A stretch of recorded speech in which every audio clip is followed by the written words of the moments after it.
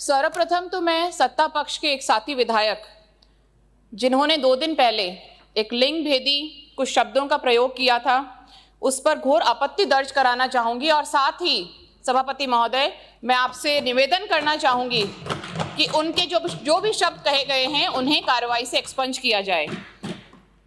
और शायद यही मानसिकता है बीजेपी सरकार की कि भले ही आपका बजट एक महिला फाइनेंस मिनिस्टर पढ़ रही हैं, परंतु आपके तीनों बजटों पर आपकी इस बेटी विरोधी, महिला विरोधी सोच की वजह से ना तो लक्ष्मी माता की कृपा हुई है और ना ही सरस्वती माता की कृपा हुई है। सब बजट फेल हैं, जनता को पूरी तरह से आपके बजटों ने निराश किया है और मेडिकल बजट की भी यही हालत है। बजट में एक शब्द का प्रयोग किया गया ज्ञान, जिसमें एन स्टैंड्स फॉर नारी, पर आपकी सरकार ने नारी को सिर्फ एक वोट बैंक माना है, सिर्फ योजनाएं कागजों में हैं, कहीं भी धरातल पर नजर नहीं आती। और इस पर मैं कुछ पंक्तियां कहना चाहूंगी।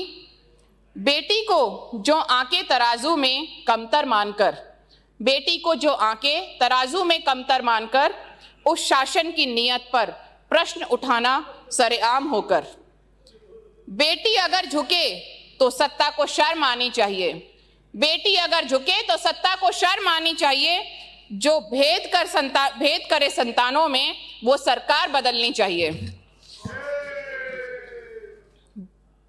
बहुत सारे आप लोगों ने बार बार विकास के वादे किए, बार बार इस विकास शब्द को इतना ओवर यूज आप लोगों ने किया है कि मुझे लगता है कि ये विकास नाम का जो बच्चा है वो तो बहुत ही अवरुद्ध ग्रोथ का शिकार हो गया है।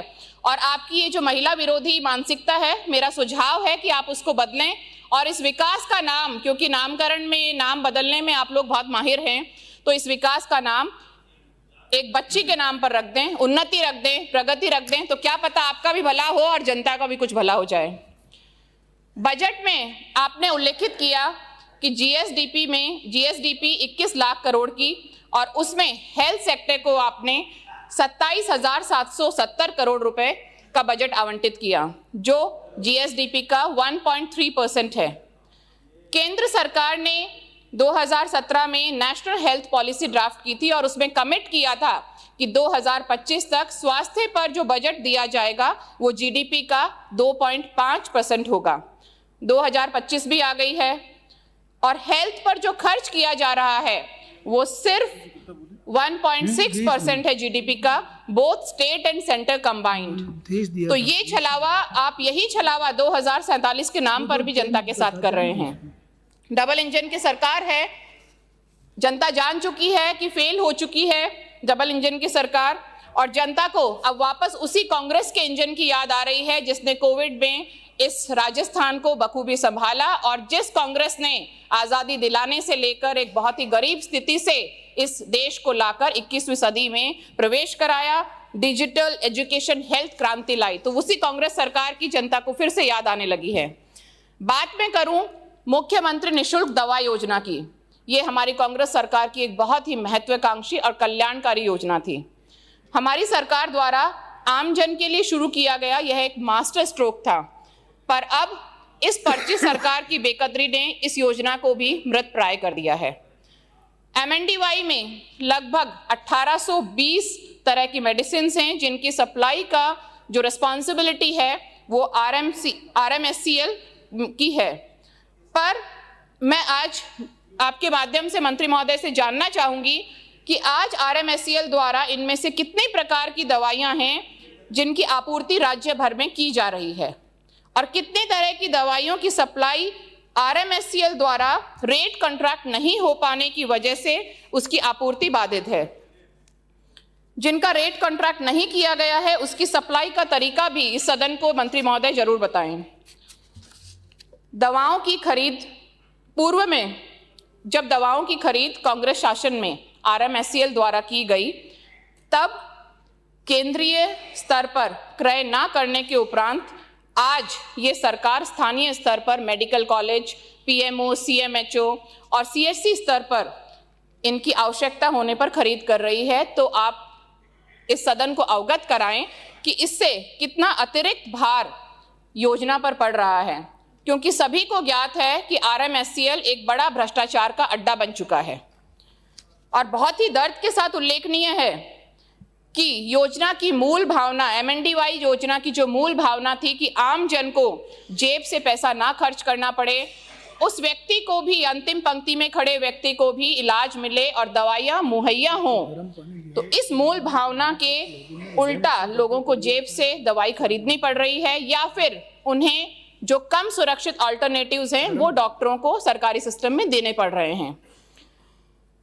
मंत्री महोदय, आप, सभापति महोदय, आपके माध्यम से मेरा इनसे, मंत्री महोदय से अनुरोध है कि आप इसमें गंभीरता से संज्ञान लें कि कहां पर भ्रष्टाचार RMSCL में हो रहा है। उच्च स्तर की मिली भगत से आनन फानन में अपने चहेतों को लाभ पहुंचाने के लिए, मैं फिर से इस चीज को एम्फसाइज करती हूं कि अपने चहेतों को लाभ पहुंचाने के लिए मिली भगत से सारा काम हो रहा है। मन मर्जी की रेट में स्थानीय स्तर पर दवाओं की खरीद हो रही है, सरकारी कोष को नुकसान पहुंच रहा है, जनता का जो टैक्स का पैसा है उसका नुकसान हो रहा है और जनता के साथ यह एक बड़ा धोखा है। आप लोग ईश्वर के नाम पर वोट लेते हैं, तो ईश्वर देख रहा है कि किस तरह से आप उन्हें सरकार, जो स्वास्थ्य उनका मूल अधिकार है, वो भी ठीक से मुहैया नहीं करा पा रहे हैं। 500 अतिरिक्त ड्रग डिस्ट्रीब्यूशन सेंटर्स की बात आपने की, पर जब दवाएं ही तरीके से सुचारू रूप से उपलब्ध नहीं हैं, तो ये किस तरह से कारगर साबित होंगे। कैल्शियम जैसी एक दवा जो गर्भवती महिलाओं को पूरे जो उनकी प्रेगनेंसी के दौरान प्रेस्क्राइब की जाती है, ऐसा एक सप्लीमेंट जो वृद्धजनों को भी प्रेस्क्राइब किया जाता है, वो भी आपकी इस सप्लाई में अभी अवेलेबल नहीं है। सिरप पैरासिटामोल, सिरप साल्बिटामोल और बहुत सारी ऐसी दवाइयाँ, ये जो सिरप्स हैं ये बच्चों के लिए काम में ली जाती हैं। जब यह सरकारी सिस्टम में उपलब्ध नहीं होती हैं, तो या तो इनके, जैसा मैंने कहा, कम सुरक्षित ऑल्टरनेटिव्स डॉक्टर को देने पड़ते हैं, या मजबूरी में जो मरीज है उसे बाहर से इनकी खरीद करनी पड़ती है। तो इस चीज पर आपके मंत्रालय को बहुत गंभीरता से ध्यान देना चाहिए कि इतनी सुंदर योजना को आपने जो बंटाधार किया है, वो उसके लिए जनता आपको जरूर कोस रही है। और एक और खेद का विषय है कि कफ सिरप का जो कांड हुआ था, उसमें केयॉन्स कंपनी की सभी 29 दवाइयों को से प्रतिबंध हटाने में RMSCL ने बहुत ही सक्रियता दिखाई। रेट कॉन्ट्रैक्ट्स जो जरूरी दवाइयों के हैं, एसेंशियल ड्रग लिस्ट में हैं, उनके कॉन्ट्रैक्ट्स नहीं हो पा रहे हैं, मगर उन दवाइयों पर से, उस कंपनी की दवाइयों पर से प्रतिबंध हटाने के लिए बहुत फटाफट जल्दबाजी करके उस कंपनी को इन्होंने अनुग्रहित किया। और ये दिखाता है कि बच्चे की मौत, परिवार और सिस्टम प्रभावशाली लोगों के सामने बिल्कुल बेबस है और पैसा जीत जाता है। मंत्री महोदय, आप हमें जरूर अवगत कराएं कि आज ये, मैं राजनीति से ऊपर होकर, परे होकर हम अगर बात करें, तो WHO जो मानक हैं उनका अनुसरण करते हुए राज्य में कितनी PHC, CHC, ट्रॉमा सेंटर्स हैं जहां पर डॉक्टर्स, पैरामेडिकल स्टाफ और सभी संसाधन हमारे पास उपलब्ध हैं और वो वेल इक्विप्ड सेंटर्स हैं। मैं अगर मेरे चोमू में कालाडेरा क्षेत्र की बात करूं, तो वहाँ CHC है जो संसाधनों से तो पूर्ण है ही नहीं, पर वहाँ 2.5 साल से हमारे पास स्त्री रोग विशेषज्ञ नहीं हैं। वो एक बड़ा एरिया है, बड़ी जनता को कैटर करता है। वहाँ की प्रसूताओं को वहाँ से प्राइवेट सेंटर्स में जाना पड़ता है, या वहाँ से बहुत दूर जो CHC हैं वहाँ पर जाना पड़ता है। तो ये एक सरकार की एक बहुत बड़ी फेलियर है। ट्रॉमा सेंटर्स की हम बात करें, तो ट्रॉमा सेंटर्स को हमने सिर्फ नाम दे रखा है, पर कितने ट्रॉमा सेंटर्स हैं, हम अगर SMS की बात ना करें, टर्शियरी सेंटर की बात ना करें, मेडिकल कॉलेजेस की ना बात करें, तो कितने ट्रॉमा सेंटर्स हैं जहां पर हम पॉली ट्रॉमा का अच्छे से इलाज कर पा रहे हैं। अगर हम इस चीज़ में स्टडी करेंगे तो ज़्यादातर जो ट्रॉमा सेंटर्स हमने नाम के लिए अभी बना रखे हैं, आपने 2.5 साल में उनको वेल इक्विप नहीं किया है, वो सभी ट्रॉमा सेंटर्स, नाम के ट्रॉमा सेंटर्स, सभी मरीजों को टर्शियरी सेंटर्स पे रेफर कर रहे हैं और लोग इलाज से वंचित रह रहे हैं। और इसी बीच एक और बहुत ही आश्चर्यजनक न्यूज़ पढ़ने को मिली जोधपुर और जैसलमेर से। न्यूज़ का शीर्षक था, अब डॉक्टर्स भी कुत्ते भगाएंगे। टीचर्स को आपने पहले इसमें लिया, फिर आप डॉक्टर्स को इसमें ला रहे हैं। तो आपके अधिकारियों को इतनी जिम्मेदारी और इतनी संवेदनशीलता रखनी चाहिए कि हमारे पास डॉक्टर्स इलाज के लिए अभी उपलब्ध नहीं हैं, हमारी CHCs PSCs खाली पड़ी हैं, और आप इस तरह के अगर कोई ऑर्डर्स निकालते हैं तो उसमें उन्हें शर्म आनी चाहिए। कामों में अनियमितताएं और मेडिकल में भ्रष्टाचार क्यों ना हो, मंत्री महोदय जरूर अवगत कराएं कि कितने जिलों में ऐसे CMHOs हमने लगा रखे हैं जिन पर पहले से कोई भ्रष्टाचार के आरोप चल रहे हैं, जिन पर कोई जांच चल रही है, और जिनको अनुभव और वरिष्ठता इनके नियमों का उल्लंघन करके उच्च अधिकारियों ने अपने निजी लोगों को ऑब्लाइज करने के लिए वहां पर लगा रखे हैं। अगर जिन लोगों पे पहले से भ्रष्टाचार के आरोप हैं उन पर कार्रवाई नहीं हो रही है और उनको आप ऐसा जिम्मेदार वाला पद देते हैं, तो ये आपकी तरफ से सुनिश्चित करता है कि आप लोगों की भी भ्रष्टाचार में पूरी तरह से संलिप्तता है। मां योजना, आपने नाम बदल दिया, चिरंजीवी योजना नाम था, हमने बहुत अच्छे से लोगों को इलाज सुलभ कराया, पर आज इस मां योजना की जो शिकायत पोर्टल है उसको आपने बहुत कमजोर कर दिया है। जिस आदमी को कहीं भी इलाज उपलब्ध नहीं हो रहा है, हमारे कांग्रेस सरकार के वक्त में उसके लिए सरकार प्रतिबद्ध थी, मगर आज लोग दर दर की ठोकरें खाने के लिए मजबूर हैं और अपनी जमीनें बेचकर इलाज कराने के लिए मजबूर हैं, क्योंकि सरकार इसके लिए जरा भी गंभीर नहीं है। मां योजना में महिला स्वास्थ्य की अगर हम बात करें, बजट में कहा गया है कि महिला स्वास्थ्य को लेकर सरकार बड़ी संवेदनशील है। इन्फेंट मॉर्टेलिटी रेट को कम करने का टारगेट है, मैटरनल मॉर्टेलिटी रेट कम करने का टारगेट है, पर तीसरे बजट में भी आप एक महत्वपूर्ण घोषणा नहीं कर पाए। वो घोषणा है गर्भवती महिलाओं को प्राइवेट हॉस्पिटल्स में भी प्रसव की सुविधा उपलब्ध होनी चाहिए ताकि हमारी महिलाओं को उनके स्वास्थ्य का अधिकार मिल सके। सरकारी अस्पताल, सभी जो भी मैटरनिटी अस्पताल हैं, चाहे हम जनाना अस्पताल जयपुर में लें, गणगौरी अस्पताल लें, कांवटिया लें, या फिर अगर हम ग्रामीण इलाकों में CHC PSC की बात करें, तो वो सभी पूरे संसाधनों से इक्विप्ड नहीं हैं, कहीं पे डॉक्टर्स नहीं हैं, और जो कॉम्प्लिकेटेड प्रेगनेंसीज होती हैं वहाँ पर लोगों को इलाज नहीं मिल पाता है। अभी हमने देखा कुछ ही समय पहले रिंगस में भी एक महिला की और उसके बच्चे की मौत हुई, क्योंकि वो वहाँ पर जो CHC थी वो वेल इक्विप्ड नहीं थी, वहाँ पे ब्लड की कोई सुविधा नहीं थी। तो इस प्राइवेट सेक्टर में, इस मैटरनिटी सेक्टर में प्राइवेट सेक्टर एक बहुत अहम भूमिका अपनी अदा करता है। आपने बहुत सारे एरियाज में प्राइवेट हॉस्पिटल्स को स्टेक होल्डर्स बनाया है। तो मैं आपसे अनुरोध करना चाहूंगी, परिवर्तित बजट में आप ये घोषणा जरूर करें कि हमारी महिलाओं को, गर्भवती महिलाओं को उनका अधिकार मिले और वो प्राइवेट हॉस्पिटल्स में भी अपनी डिलीवरी करा सकें। ट्रांसप्लांट्स, किडनी ट्रांसप्लांट्स, क्योंकि बढ़ती बीमारियां हैं तो किडनी ट्रांसप्लांट्स आजकल बहुत एक साधारण सी समस्या हो गई है। जो हमने, बहुत सारे सदस्यों ने ये चीज़ का सामना किया होगा, किडनी ट्रांसप्लांट के लिए लोग आते हैं, हर जगह पे किडनी ट्रांसप्लांट मां योजना में उपलब्ध नहीं है। टर्शरी सेंटर्स पे लोग जाते हैं तो वहाँ गरीब से गरीब व्यक्ति आता है और कहता है कि इलाज तो हमें मां योजना में मिल रहा है, पर उसके अतिरिक्त हमें जेब से कम 3-4 लाख की दवाइयाँ, 3-4 लाख की जांचें करानी पड़ रही हैं। तो इसमें मेरा सुझाव है कि एक बार इस चीज़ को अच्छे से इस पे स्टडी कराई जाए कि मरीज़ को कहाँ पर ये जो सुविधा है वो ठीक से नहीं मिल पा रही है और उसको जेब से पैसे लोग हम लोगों से आकर बोलते हैं कि आप विधायक कोष से हमें कुछ पैसा जारी कराएं और हमें ज़मीन बेचनी पड़ रही है। तो ट्रांसप्लांट को हम सुगम क्यों नहीं बना पा रहे हैं, इसके लिए हम लोगों को एक बार गंभीरता से विचार करना चाहिए।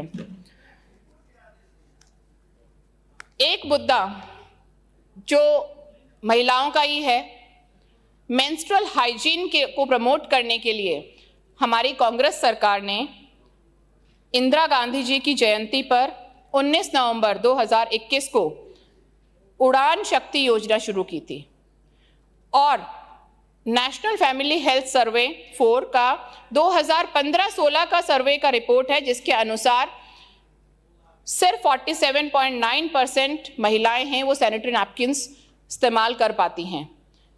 महिलाओं के स्वास्थ्य को प्रमोट करने के लिए जो हमेशा कांग्रेस सरकार का महिला स्वास्थ्य एक प्राथमिकता रहा है, हमने उसको प्रमोट करने के लिए हमारी सरकार ने ये योजना शुरू की और इसके अंतर्गत स्कूल, कॉलेज और आंगनवाड़ी लेवल पे 11 से 45 वर्ष की महिलाओं को निःशुल्क सैनिटरी पैड्स उपलब्ध कराने के लिए हमने उनको वादा किया।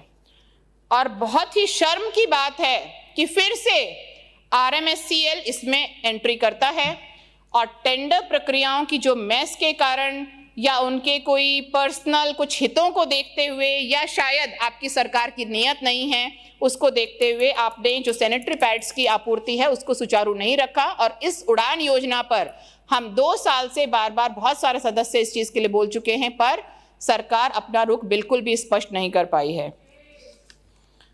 तो मेरा आपसे निवेदन और सुझाव है कि health department, women and child development जो डिपार्टमेंट है वो लोग मिलकर यह सुविधा नियमित और गरिमापूर्ण रूप से कराएं ताकि लाभार्थियों तक ये लाभ पहुंच सके। RGHS की तो बात ही निराली है। कांग्रेस सरकार की फिर से एक बहुत बड़ी महत्वाकांक्षी योजना थी। सरकारी कर्मचारियों को इसने उनके लिए एक बड़ा वरदान ये योजना साबित हुई, पर इसे भी आपकी सरकार ने पूरी तरह से कमज़ोर कर दिया। हॉस्पिटल्स, मेडिकल स्टोर्स का एक सैकड़ों करोड़ का पैसा आप नियमित रूप पर भुगतान नहीं कर पाते हैं। अगर आपको कोई नियमितता लगती है तो आप डेफिनेटली उन लोगों पर अपनी कार्रवाई करें, नियम अनुसार जो भी आपकी कार्रवाई बनती है, जो लोग भ्रष्टाचार में या गलत तरीकों में लिप्त हैं। पर जो लोग बिल्कुल क्लियर हैं, उन अस्पतालों को, उन स्टेक होल्डर्स को आपको उनका हित देखते हुए और मरीजों का हित देखते हुए उनका जो नियमित पेमेंट है वो ज़रूर करना चाहिए। और इस चीज़ पर हमारे पूर्व मुख्यमंत्री अशोक जी गहलोत ने भी अपनी व्यथा जाहिर की थी, क्योंकि 800 करोड़ से ज़्यादा का जो पेमेंट है वो लोगों का हॉस्पिटल्स का अटका हुआ था और उससे हॉस्पिटल्स ने कहा कि हम लोग RGHS में काम नहीं करेंगे। नुकसान किसका हुआ? आपकी सरकार का नहीं हुआ, नुकसान हुआ उन कर्मचारियों का जिनको इनसे, इस योजना से बहुत ही सुलभ जो उपचार है वो मिल रहा था। तो मेरा आपसे फिर से निवेदन है कि सभी लाभार्थियों के हितों को देखते हुए RGHS योजना या माँ योजना उसको देखते हुए अस्पतालों को, स्टेक होल्डर्स को आप वक्त पर उनका जो भी पेमेंट होता है वो करें ताकि ये सुचारू रूप से चालू रह सके। SMS, अभी मेरे से पूर्व वरिष्ठ सदस्य ने भी SMS का जिक्र किया।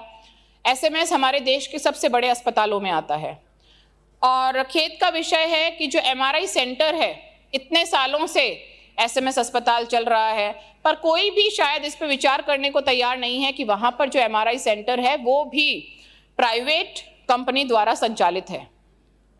तो ये एक खेद का विषय है। IPD टावर की बार बार बात होती है, आपका आधा कार्यकाल पूरा होने पे आया, पर एक कछुए की चाल से उसमें चल रहा है। आए दिन कोई न्यूज़ आती है, कभी उसकी पार्किंग की जो व्यवस्था है, कभी वो कंट्रोवर्सी में रहती है, कभी उसके बजट कंट्रोवर्सी में रहते हैं, मगर लोगों को उसका लाभ नहीं मिल पा रहा।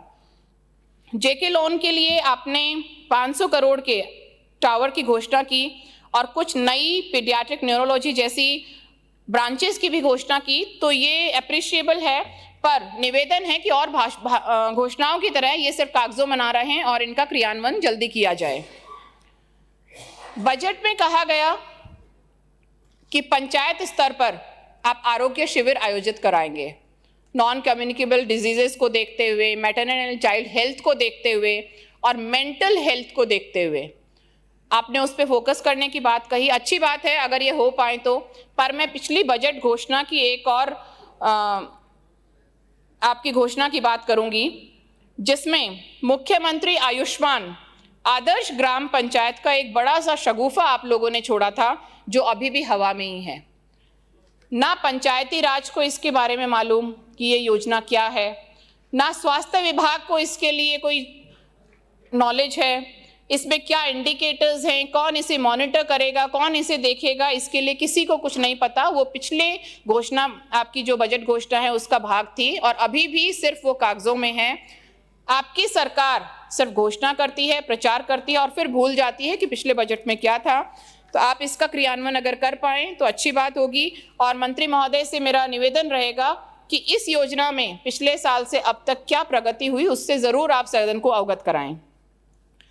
एक सरकार से मेरा सीधा सवाल है कि संविदा कर्मियों के लिए आप लोगों ने पिछले 2.25 साल में क्या किया? स्वास्थ्य विभाग में संविदा कर्मियों के नियमितीकरण की प्रक्रिया पिछले कांग्रेस सरकार के समय पूरी हो गई थी। फाइलें तैयार हैं, पात्रता तय है, ढांचा बना हुआ है, बस अंतिम आदेश रुका हुआ था, वो बाकी था जो आपकी सरकार को करना था। आपकी सरकार ने सभी संविदा कर्मियों को अधर झूल में रख दिया है। जिन लोगों ने कोविड में अपनी जान जोखिम में डाल दिन रात ड्यूटी की, आज वो खुद ही अपने करियर को लेकर असुरक्षा की भावना में जी रहे हैं।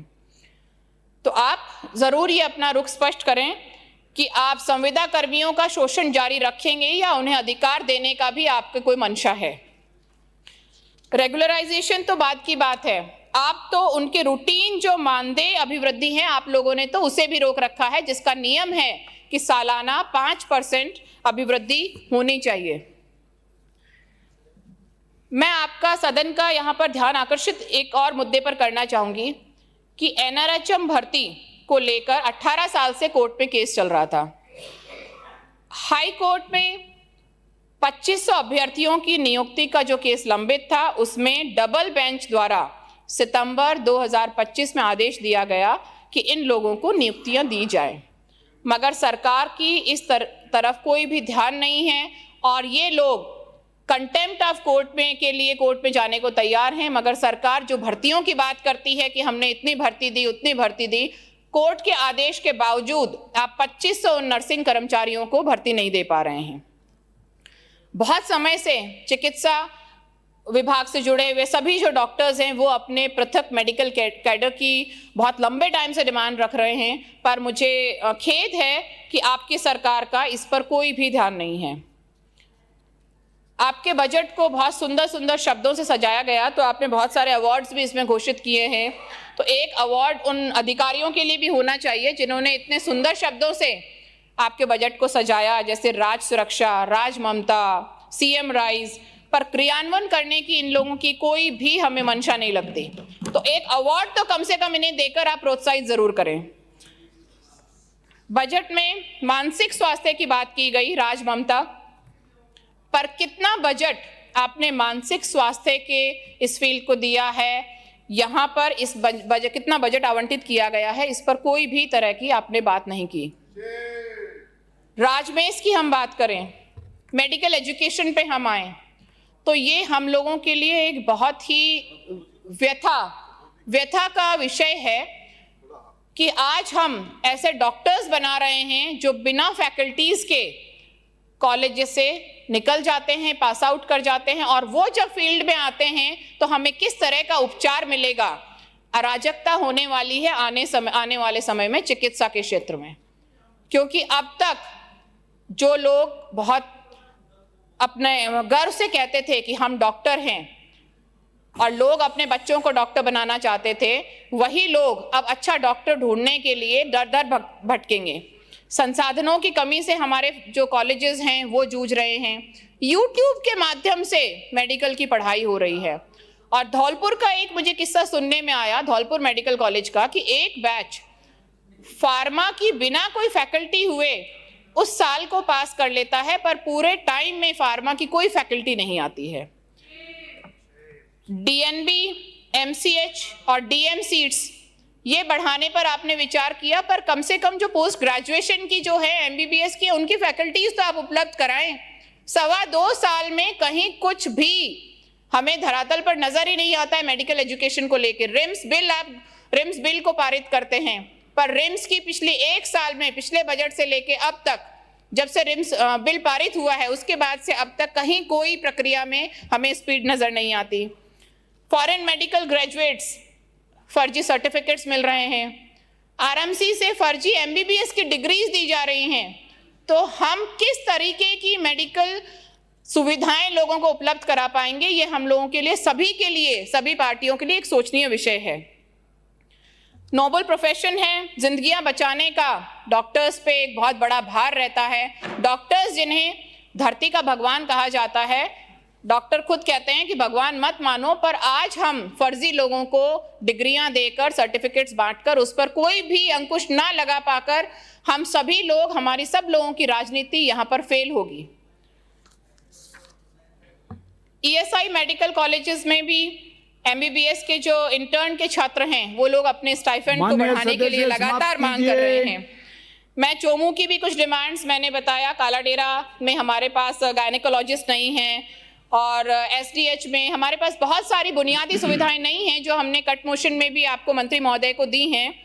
तो इसके आखिर में मैं यही कहना चाहूंगी कि हम सब लोगों का ये दायित्व बनता है कि हम राजनीति से परे होकर स्वास्थ्य की शिक्षाओं को सोचें और जन स्वास्थ्य सर्वोपरि। 1 मिनट और मैं आखिरी पंक्ति पूरा ज्यादा 5 मिनट और 8 सेकंड हो गया। 25 मैं 2 मिनट पहले घंटी बजाई, आपने कहा 25 मिनट है, 5 मिनट 25 मिनट 8 सेकंड हो गया। नहीं गोपाल जी शर्मा, हाँ मेरा समय शुरू होता है अब